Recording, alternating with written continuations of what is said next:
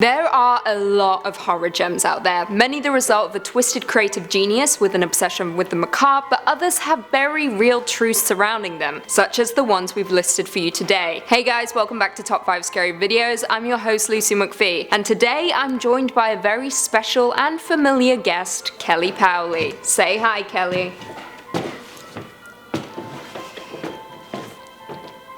Hi. If you're a fan of horror movies or just Top 5 Scary in general, be sure to give this video a big thumbs up, subscribe, and hit that notification bell so you can stay up to date on all our latest videos.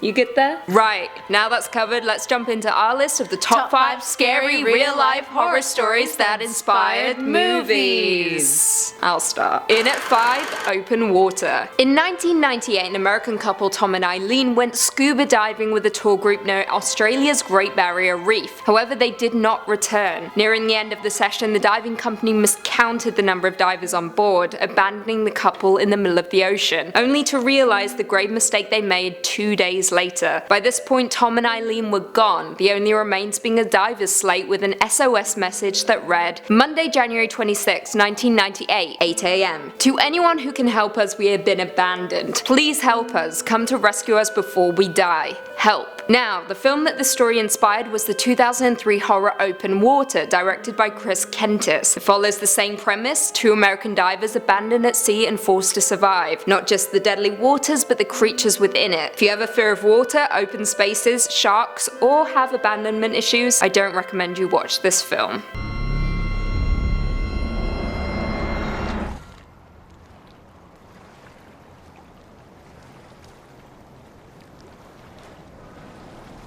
In at number 4, Child's Play. In 1909, Robert Eugene Otto claimed a servant of his family had placed a curse on his childhood doll, and that it would go from room to room, banging on doors, knocking over furniture, and would even conduct conversations. The doll was left in the attic until Otto's death in 1974, and when new owners moved in, it wasn't long until they themselves started questioning the mysteries surrounding the dolls. The doll, famously known as Robert the Doll, is displayed at Key West Fort East Martello Museum. Now, of course, we all know the film in question that this devious doll inspired was Child's Play, aka the creepy, overall-wearing, knife-wielding Chucky. Child's Play is a slasher released in 1988 and directed by the legendary Tom Holland. It follows a serial killer, Charles Lee Ray, on the run from homicide detectives, and when he is fatally shot in a toy shop, he uses a voodoo spell to transfer his soul into a good guy's doll, thus creating Chucky. Take a look.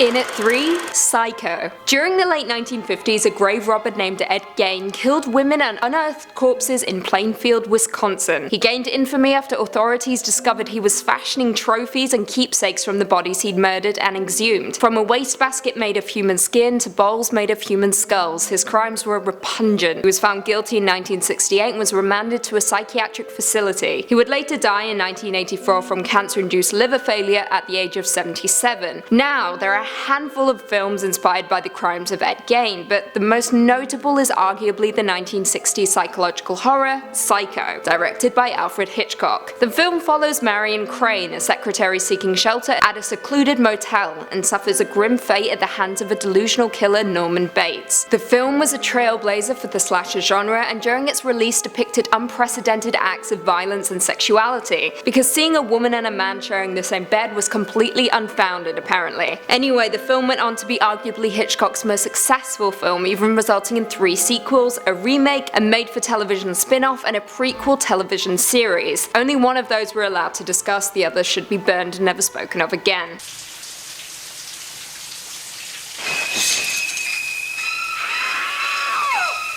In at number 2, A Nightmare on Elm Street. In the 1970s, a series of newspaper articles were printed in the Los Angeles Times about a group of Southeast Asian refugees who were suffering disturbing nightmares and were refusing to sleep after fleeing to the United States to escape the war and genocide in Cambodia and Vietnam. A few of the refugees died in their sleep, and the name Asian Death Syndrome was quickly coined. It oddly only affected men between the ages of 19 and 57, and doctors summed it up as a sudden unexplained death syndrome, or Brugada syndrome. Craven stated that the newspapers never correlated the 3 articles, and say that the third one was the son of a physician. He was about 21. Everybody in his family said almost exactly these lines: "You must sleep." He said, "No, you don't understand. I've had nightmares before. This is different." Sound familiar? Well, this quickly inspired Craven to start writing up his masterpiece, A Nightmare on Elm Street, a film that follows a group of teenagers plagued by the same nightmare. A man covered in burns and wielding knives for fingers, Freddy Krueger. In the film, the dreams that the teens have come to life. If Freddy slashes you in your nightmare, you ain't coming back. I doubt this is what happened to the refugees, but it's still a pretty creepy theory. The film was such a hit it resulted in 6 sequels, a Friday the 13th crossover,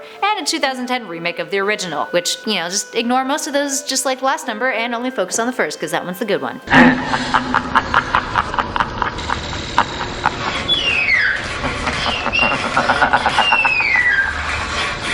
Please, God.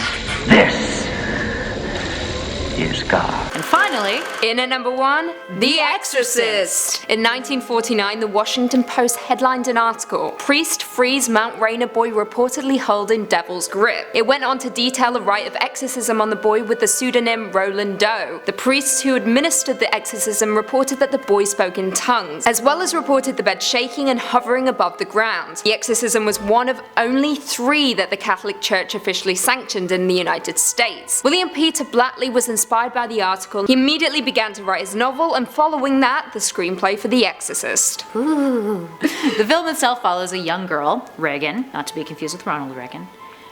Don't put that in there, that's not funny. Who, after playing with a Ouija board and communicating with an entity named Captain Howdy, becomes possessed. The film is a distressing watch as we witness the young girl walk backwards on her hands down the stairs, stab herself repeatedly with a crucifix in her lady bits, and even twist her head completely around. An exorcism is administered, and we watch on as 2 priests are tormented by the demon within the child. William Friedkin, the director of the film, discussed the true events that inspired the movie, stating that maybe one day they'll discover what happened to the young man, but back then it was only curable by an exorcism. His family weren't even Catholics, they were Lutheran. They started with doctors and then a psychiatrist, and then psychologists, and then they went to their minister who couldn't help them. So they wound up with the Catholic Church.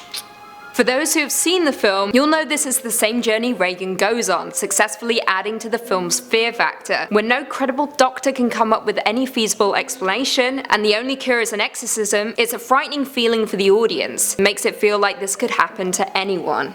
Ooh. Back to the newspaper article though. Friedkin lastly went on to state it's pretty out on a limb for a national newspaper to put on its front page, but you're not going to see that on the front page of an intelligent newspaper unless there's something there. Well, there we have it. What did you guys think? Have you seen all of these movies? Were there any that we missed? Leave us all your thoughts and feelings in the comments down below, and perhaps we can do a part 2. And a big thank you to Kelly Paoli for joining us today. Thank you for having me. Question though, what's the name of this channel? Obviously Top 5 Scary Videos. Well done, she didn't get that right the last time. Top 5 Scary Videos. If you enjoyed this video, be sure to give it a big thumbs up and turn on that notification bell so you never miss another scary vid. If you want to continue on your scary binge, be sure to hit that playlist floating above. And before you go, make sure you check out Kelly Paoli on Top 10 Nerd. And Top 10 Gaming. And we talk about lots of fun stuff, so Yes. head on over there and I'll see you guys later. And until next time, see you later. Bye!